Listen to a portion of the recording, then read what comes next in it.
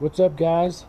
Nyst here. I'm going to show you how to rebuild the clutch, at least Nyst's way. As you can tell from my post last night, I've got a video coming that I'm just going to edit from actually when I was out riding and saw it happen. But yeah, I'm going to show you how to do it here. So basically, I've already got it ripped apart. Here's my old slip plates, clutch plates, springs, and then I got my OEM clutch plate kit. Comes with everything and the new seal. So yeah, for anybody that doesn't know how to do it, or at least this is my way. Lots of ways to do it. I don't know if this one will work for you or not.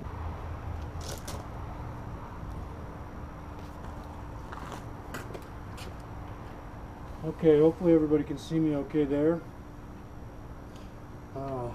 So it's a little hard. Basically, you're gonna try to stay loose. That's the point, the key here. And we're gonna go.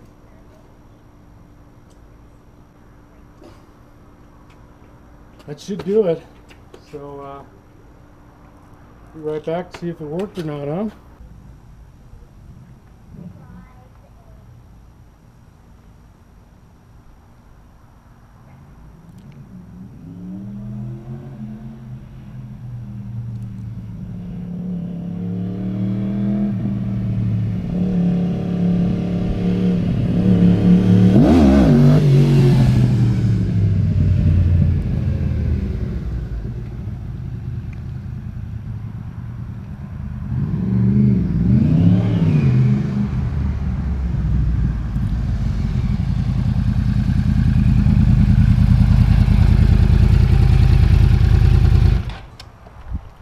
Easy as that. That's how you rebuild the clutch on a 2012 R1.